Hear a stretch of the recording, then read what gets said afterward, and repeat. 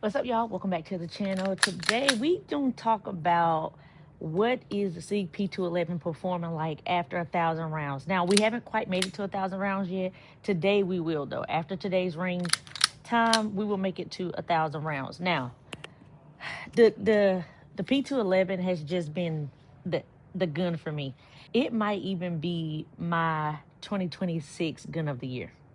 Is that too early to speak? We kind of halfway through the year, so this has been a good one for me this year. As many of you know, I have been shooting in competitive shooting, specifically IDPA, and so I want to give y'all the rundown of how I've been feeling about the SIG P211 thus far. I've been running it now for about 2 or 3 months. So been running IDPA. It's been doing absolutely phenomenal. At the beginning of using this, I was experiencing some stovepipes, some failure to ejects, but I did read that it had to go through a break-in period of about 200, 250 rounds. We did that. I also changed out the spring to the 8-pound spring, been running 115 grain in it. No issues whatsoever. I do have my grip safety pin with my hair tie. Might seem ghetto to y'all. Either way, it works. I like it. It's been working fine. I did have an issue with in IDPA. As soon as I draw the gun from the holster, I had a hard time adjusting to getting my hand in the right place to engage the grip safety. But since adding the rubber band, or since putting something on the grip safety to actually put it in place, that way that's one less thing I have to worry about. I've been experiencing great draws, great shooting. Everything's been great, to be honest. I think this is a 10 out of 10 for me. No issues. I don't have any gripes, any complaints. The only thing that I did have to make sure I put a focus on was the weight of the gun. Many of you know I run IDPA, and for a carry optics gun, your gun has to be at least or at most 45 ounces or less. I am at 44.8 ounces. So the things that I've done to it, I kept the SIG lock optic on there. It fits flush. I didn't think I would like it because the window is so small, but it's been doing me well. So the other thing that I changed on here, and the only thing that I changed on here, was I dropped the mag wheel. Shout out to my guy Kelly. He was the one who cut my mag wheel for me. It is now 0.7 ounces, 0.6 or 7 ounces. Dropped the weight a little bit, so I'm at 44.8 ounces. That's it. That's all I did to the gun, and that's what made me make weight. So in USPSA and other divisions, we don't really have to have a focus on weight. I do know in PCSL, when I shot it a couple weeks ago, it did have to be 45 ounces, but I didn't shoot with this gun. But just want to make sure you know what you can and can't do with your firearms. So without further ado, let's just shoot it some. And we are in a controlled and safe environment. We're at the gun range. We're at Texas Legends Gun and Range here in Allen, Texas. So everything is safe here. You might hear some people shooting beside me. Hopefully y'all can hear me. Over the last few videos, I've been having some technical difficulties, so I'm trying to get that worked out. So y'all bear with me a little bit.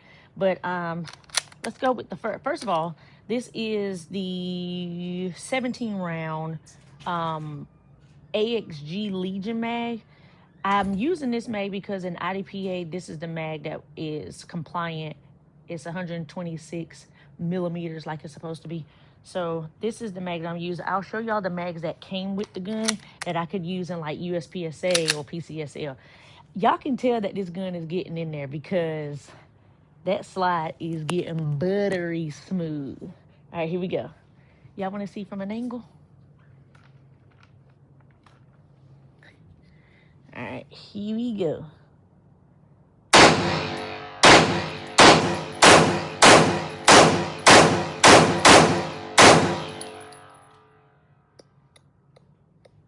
It shoots just like I like it to shoot. 10 rounds, that quick. It's going for the A zone, and I'm about 7 yards. Just want to give y'all a feel for what those 10 rounds are looking like. Let's go look at the target, though. All right, first 10 rounds. That was my first shot. I dropped the first shot. Those are the first 10 rounds right there in center mass. One thing I am learning that with shooting the P211 all this time and shooting it in competition is that you start to get a feel for how you should grip it right out of the holster, where your finger should be at for the trigger pull, like all those things after shooting it for quite some time. And it's not just the P211, it's any gun that you decide to shoot. You start to get a feel for it. So I think me and the P211 are starting to gel really good. All right, second mag.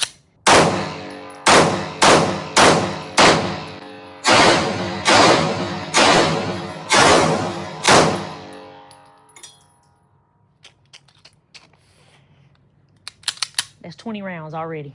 Let's go 30.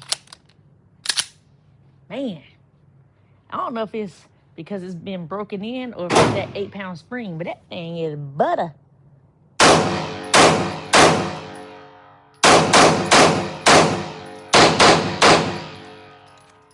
Did drop one. I was anticipating. I don't know, let's try it a little bit. I was anticipating it, but wheel.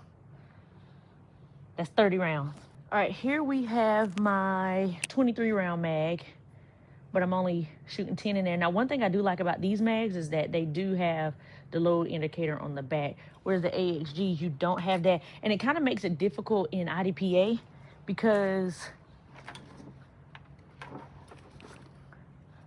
well, not even just IDPA, but in competition shooting, is it shows you right here on this side how much you got loaded. But once you get the 10, it's like, how do I know I got 11? For your carry optic shooters, you know what I'm talking about. How do I know I got 11? And what I found out is that if the bullet sits right there on top of 10, I have 10.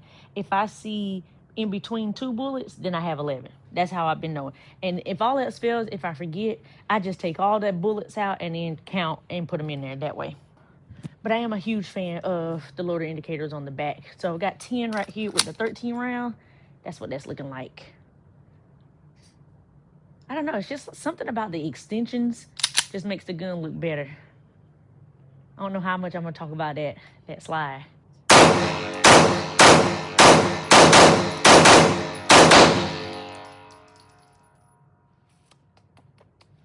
Just goes by too fast. That's already 40 rounds. 40 rounds.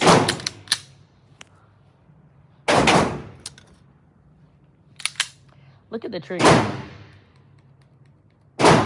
So I did hear somebody talk about how there's a little bit of room, a little bit of wiggle and stuff with the P211 trigger.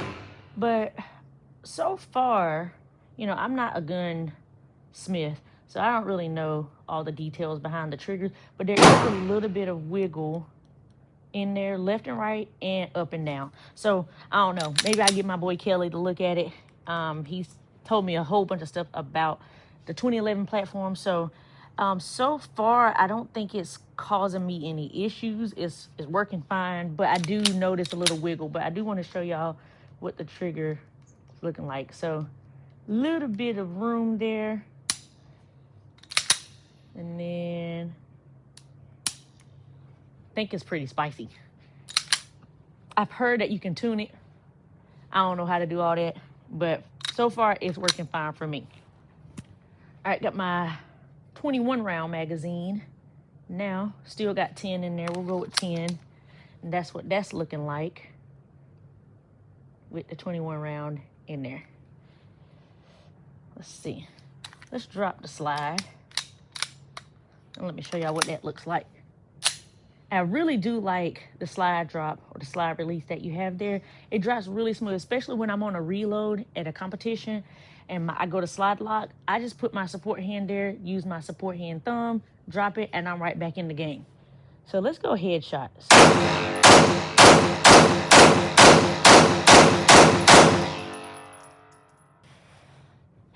The P211 has my heart. Somebody might be like, well, Summer, you need to try the staccatos. Go back and watch the videos. I actually put the video somewhere up here about how I do not like staccatos. I do think staccatos shoot great. They don't feel good for me, though.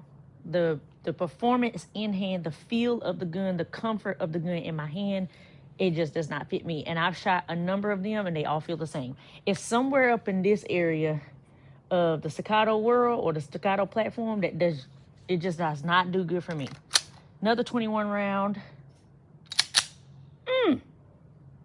Let's go one-handed.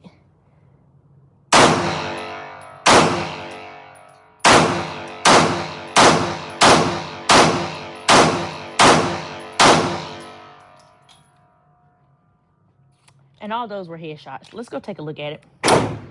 And by the way, that's already 60 rounds. That's how your range day go by so fast. Headshots. Again, 7 yards. I don't know which ones were with my strong hand only, but the rounds before that, 10 rounds before that were in the head, and then strong hand only was in the head. And y'all know how I am. Make sure you're training with both hands, because you never know if you have to use both hands in competition, in a defensive situation. You just never know. So you want to make sure you practice with both hands. That's already 60 rounds. I got 40 more rounds. Y'all know I don't bring that much ammo to the range, because I'll be out here all day just trying to just get right. All right, we only got 40 more. Let's go left hand. We're going to head to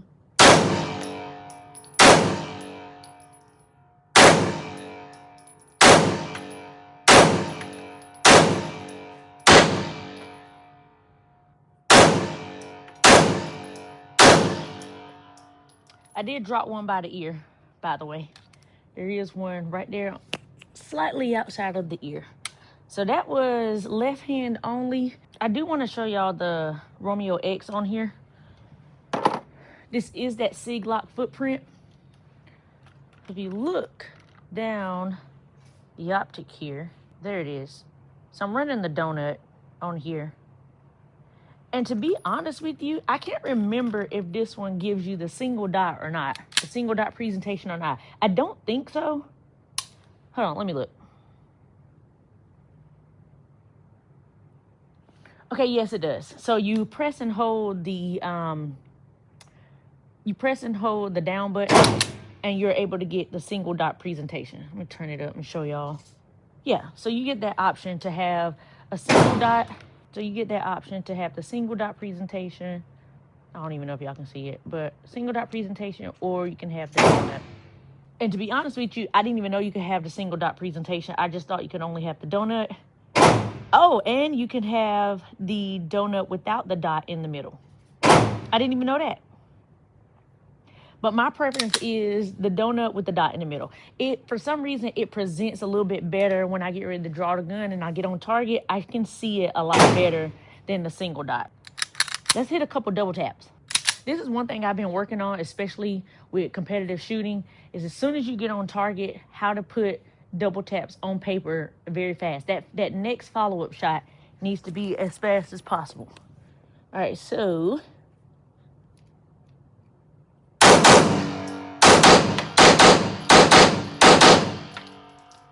it's always that first shot that you have to kind of like do a single shot first and then do a follow-up, because that first one always drops for me.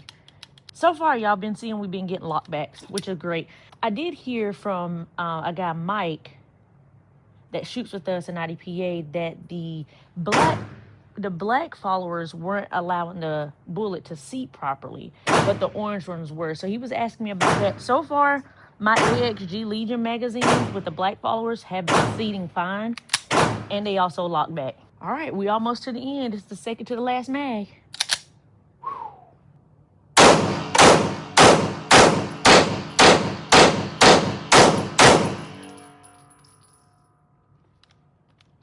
For those of y'all who felt like the gun was being pointed at you, please stop.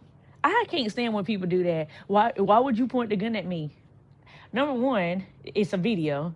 Number two, I'm pointing at the target and you just so happen to see the gun in that direction. Like, come on now. Y'all got to get over yourselves about that. All right, last magazine. All right. Let's go as slow as possible. I'm going to try to hit every shot in number 7 up there. And we're just going to take our time on this last 10. Okay? Let me get a better stance. Can y'all see? There we go. Okay.